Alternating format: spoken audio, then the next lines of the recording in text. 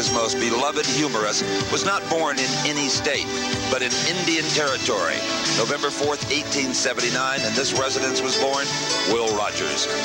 From this community of Claremore, Rogers went on to be a trick roper in vaudeville, a syndicated columnist, a movie star, but best known for his humorous observations of mankind. Would be interesting to know what Mr. Rogers might have thought. In the world of outlaws, he was a cowboy through and through, and he loved high-powered machinery. The top three from heat number 2 will go to the main event, led by the man in the 44 R-Car, who's with Brock. Well, Robbie Stanley wins it the way everybody liked to win it, just kind of jumped off the pole and said goodbye. Race car seemed hooked up well, and you didn't look like you were having any major problems. I'm surprised that we really went as fast as what they said we did. I didn't know how far I was ahead of them, but I do know that the racetrack is really slick. You got to really be calm and take a lot of patience. And yeah, I noticed you coming into 3, down the back chute, you were really being careful. Yeah, I didn't know where they were running. I thought there might be some on the high line because it looked like there might be a little bit of moisture to run against, and I didn't see anybody come up beside me, so I never changed my line, just waited to see what happened. So. Well, you were driving away from him, so good job, Robbie.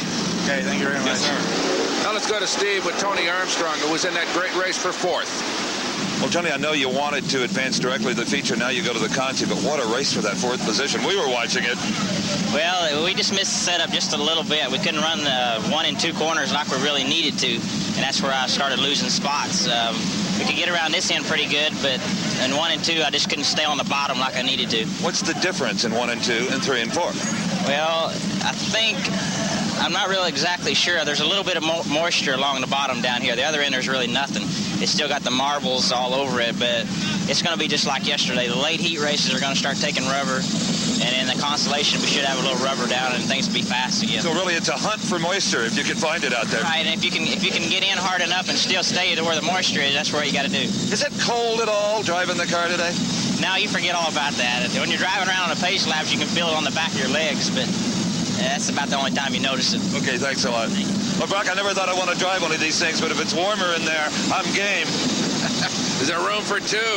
It is really chilly, I'll tell you what.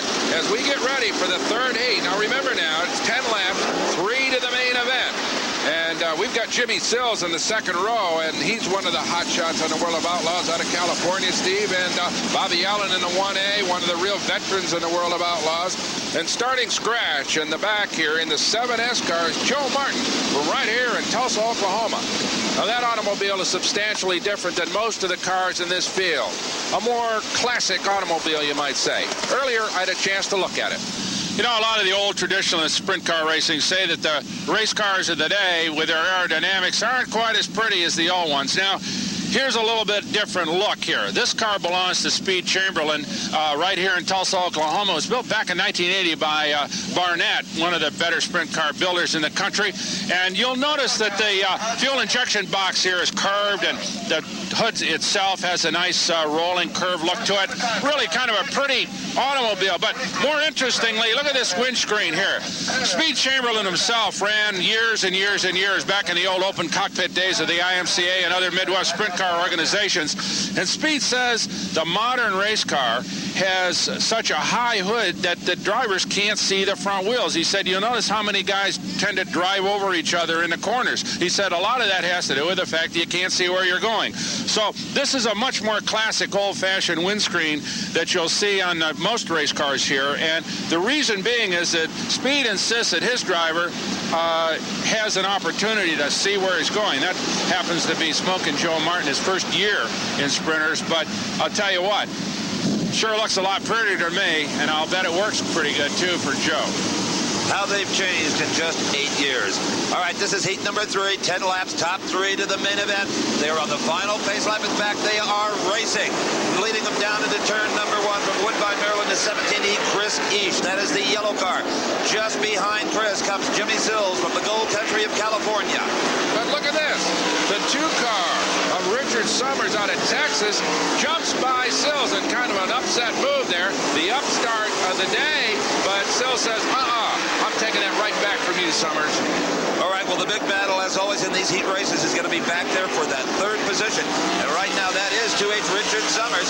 Greg Woolley in the 23 car in the 4th spot at 1A. Scruffy Bobby Allen from Pennsylvania Pennsylvania in the 5th position. All right, there's Woolley out of Oklahoma City in the 23 car, taking that high road, up high, up on top, on the cushion, and that seems to be working for Greg. Oh, he's pulling off. Obviously something wrong with that 23 car, so Richard Summers comes back after being challenged right behind him in the 1A. Hanover, Pennsylvania's Bobby Allen, former world go-kart champion.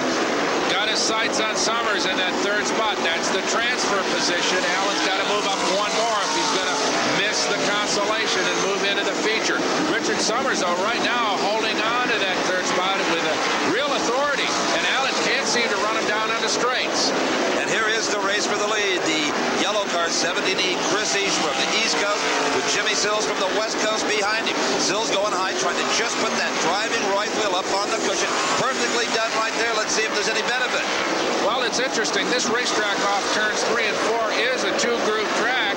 And right now, though, Sills gets underneath Ish coming off turn number 2. Can't quite make it stick. Now Ish goes high as well. So both drivers up on top through turns 3 and 4.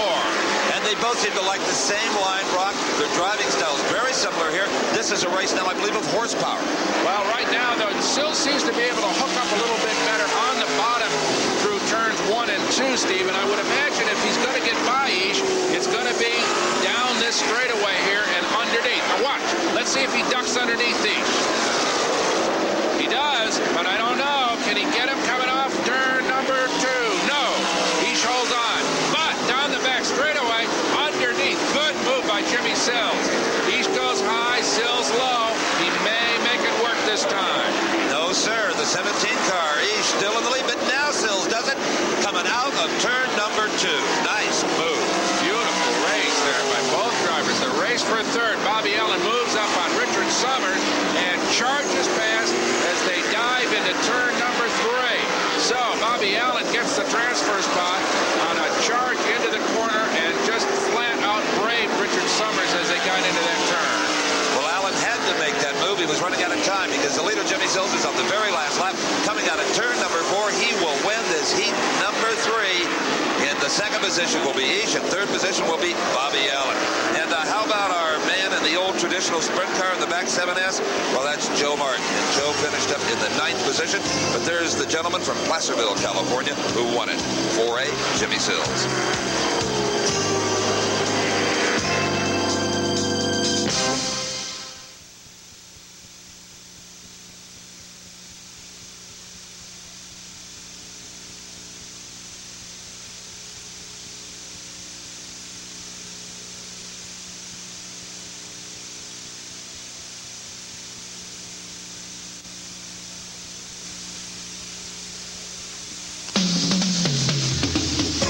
The Tulsa Speedway for the Oklahoma Showdown, where we'll have one more look at heat number 3. Jimmy Sills, the Californian, wins it. Chris Ish, 2nd from back in the state of Maryland. Steve is with the winner.